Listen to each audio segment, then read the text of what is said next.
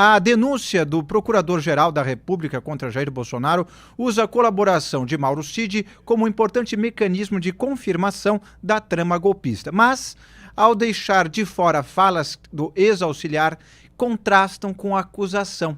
Um dos trechos do depoimento do Cid é ignorado por Gonê, é o relacionamento ao plano para neutralizar o presidente Lula, o vice-presidente Geraldo Alckmin e o ministro do STF, Alexandre de Moraes. Wilson Lima, conta pra gente mais sobre esse seletivismo do Paulo Gonê. Então, essa é uma das críticas que os advogados fazem em relação a essa condução aqui do caso do Mauro Cid. Porque o que acontece? Vamos lá, vamos tentar entender a denúncia. Eu vou pegar um caso específico, que é o caso do plano da Operação Punhal Verde e Amarelo. Na denúncia, o Paulo Gonê, ele fala que o ex-presidente, eu vou utilizar o termo do Paulo Gonê, que o Jair Bolsonaro deu aval, né? Ele anuiu, perdão, esse é o termo, anuiu com a Operação Verde e Amarelo.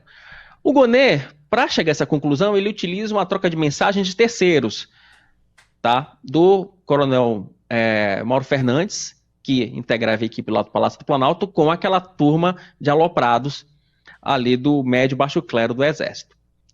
Só que, nas delações, na íntegra das delações, o Mauro Cid, ele é muito... né, ele não é muito assertivo sobre essa questão. Ele coloca, inclusive, em dúvida se o ex-presidente de fato sabia ou não.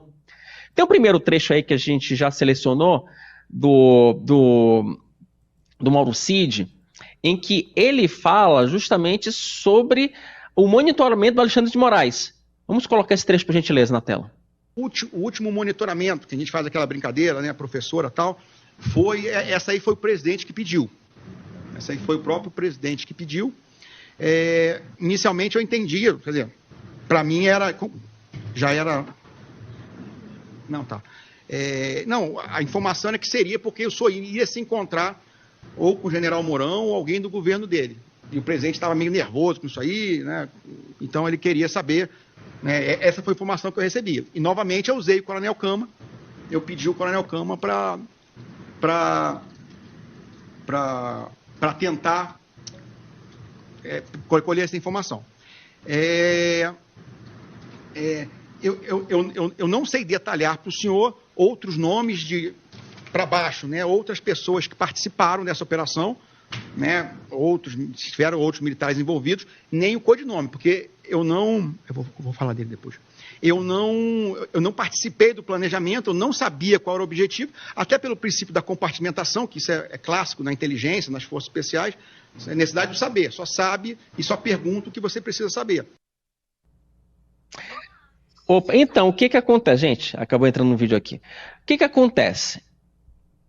Então, vejam aí que o Mauro Cid ele deixa muito claro essa questão. Olha, o ex-presidente, se sabia por outros meios, né? Porque ele queria monitorar, era o general Mourão, porque havia ali, de fato, ali uma desconfiança do ex-presidente da República, e a pública é notória essa desconfiança do ex-presidente da República. Ele, de fato, ele vivia no mundo da teoria da conspiração. Isso é fato. E aí, o que acontece? Outros vídeos surgiram, né, ao longo das últimas horas, falando que, por exemplo, o Mauro Cid... que ele soube desse plano, soube dessa operação, inclusive pela imprensa, não necessariamente que ele sabia diretamente ali pelas pessoas que estavam mais ligadas ali diretamente ligadas ali à cúpula do Palácio do Planalto ou aos integrantes do Exército. Assim, então veja que é uma situação, se o Rodolfo puder entrar na tela, enquanto a gente consegue o vídeo... Oi? A gente tem esse vídeo, vamos vê-lo? Já tá ótimo, então por favor, vamos colocar esse vídeo, porque o Mauro Cid falando fica mais fácil do que ficar explicando para vocês. A mesma coisa do 100 mil, a mesma coisa do 100 mil. O de Oliveira sempre foi um amigo meu, um cara gaiato, tanto que eu falei 100 mil. Precisa quanto? 100 mil? Aí falou, 100 mil, tá bom. Depois ele mandou o documento. Então, assim, eu não consegui o dinheiro, até já falei, que eu tentei pedir no partido para ver se ele tinha conseguido uma coisa, para apoiar o pessoal que queria vir. Então, mas na minha cabeça era manifestação. Na minha cabeça era manifestação. Se não era, se era para outra coisa, sei lá. Eu não sei. Eles não, eu até conhecendo, eles não iam me falar. Compartimentação da informação, eles não iam, se iam fazer essa ação mesmo, toda poderosa aí, eles não iam me falar. Eu sou o cara do lado do presidente, do lado do general Freire Gomes, eu estava o dia todo do lado do general Freire Gomes. O meu contato não era eu passei pela minha função, o meu contato não era raia miúda. O meu contato era generais. E aquilo eram amigos meus que serviram comigo, mas que não eram todo dia falando, vem cá, tu vem em Brasília, vem pra cá, a gente se encontra, a gente tira foto do presidente. Foi o que eu fiz. Eu já falei, eu recebi milhões de demandas, pedidos, choros, lamentações, ideias de dar mais coisa, mas não tem. Se a estrutura do COPESP participou, eu não sei, se teve mais gente incluída, eu não sei. Eu não sei. O que eu sei foi o que eu vi na coisa, o que saiu na imprensa, nos relatórios que foi quebrado o sigilo. Eu não participei, eu tenho certeza que já quebraram minha coisa. Não tem documento, eu não participei, eu não vi documento, ninguém chegou para mim e falou, é isso, é aquilo, vamos fazer, não tem.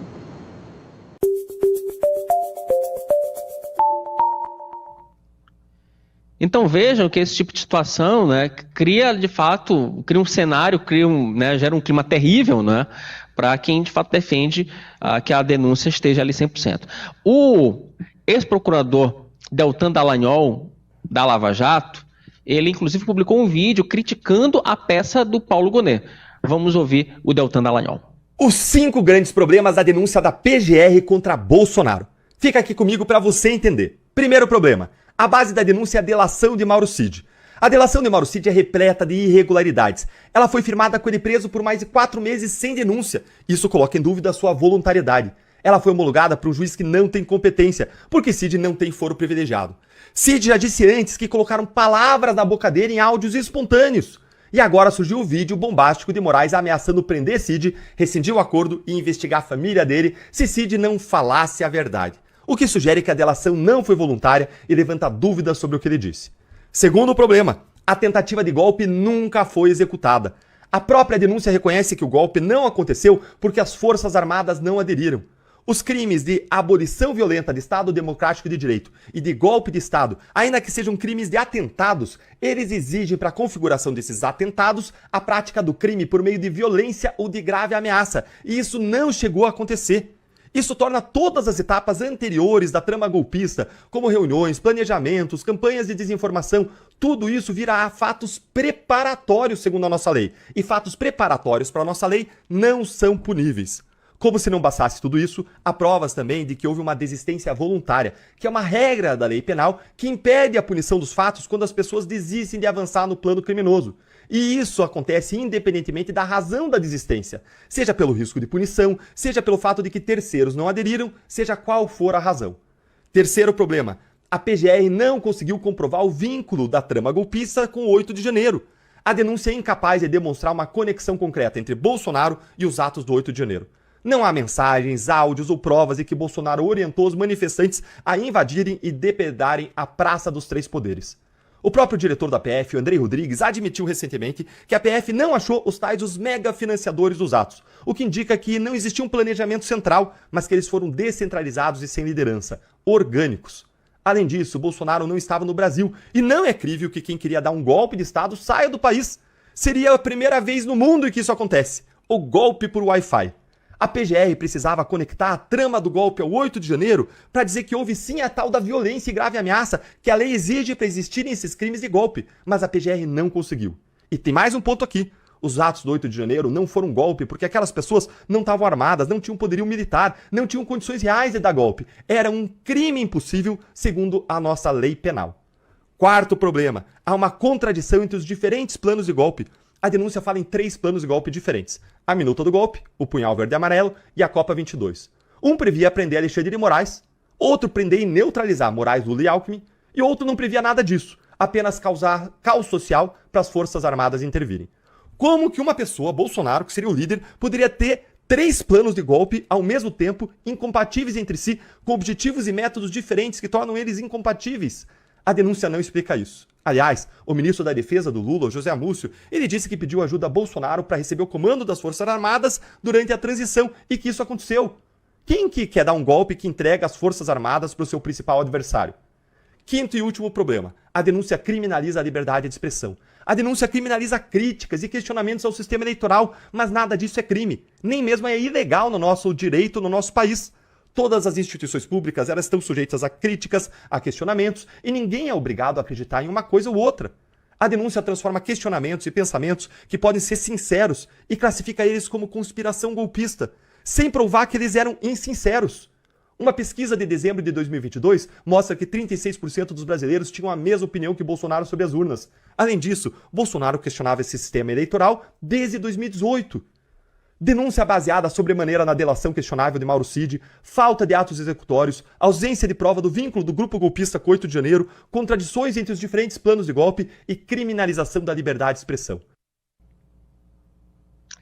Então, meu caro Rodolfo Borges, tá aí, essa discussão jurídica que vai muito para frente, de fato, tem alguns pontos que eu até concordo com o Deltan Dallagnol, outros eu discordo, porque eu também vi a peça, não tenho conhecimento jurídico do Deltan, mas também aprendi muito de direito penal no julgamento do Mensalão, né, enfim, ali conversando com os ministros, conversando com advogados, enfim, aprendendo ali por osmose. Eu só sei que é o seguinte, meu caro, essa denúncia ainda vai dar muito o que falar e eu acho que talvez agora com a denúncia do Cid, para mim acho que a questão mais complicada dessa denúncia de fato são as circunstâncias da delação do Mauro Cid. Eu acho que o conjunto probatório de fato faz algum sentido, acho que o conjunto probatório levantado pela Polícia Federal, na minha opinião, é um conjunto probatório robusto, mas me incomoda muito as circunstâncias da delação do Mauro Cid. Os vídeos de fato mostram que ele realmente estava desesperado. Ele estava desesperado para fechar um acordo e para se livrar da cadeia. E aí, isso que para mim é algo que realmente enfraquece a denúncia do Paulo Gonet. E outra coisa que também me incomoda é que não há um segundo, terceiro ou quarto delator, como por exemplo na Lava Jato. Toda a denúncia ela é calcada na delação do Mauro Cid. Outros delatores não vieram. Braga Neto não veio Marcelo Câmara, não veio Silvinei Vasquez, não veio Anderson Torres, não veio Alexandre Ramage, não veio ninguém. Então só veio o Cid.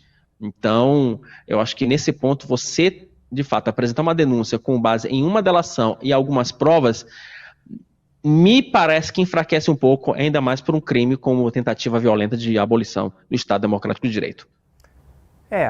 Toda denúncia vai ser, ela é passível de questionamento. Alguns dos comentários do Deltan Dallagnol de fato fazem sentido, noutros ele exagera, e o fato é que ele está argumentando em muitos desses pontos em relação ao que foi dito sobre a Operação Lava Jato, que ele conduziu. Então, realmente tem algumas contradições, como a gente já disse aqui.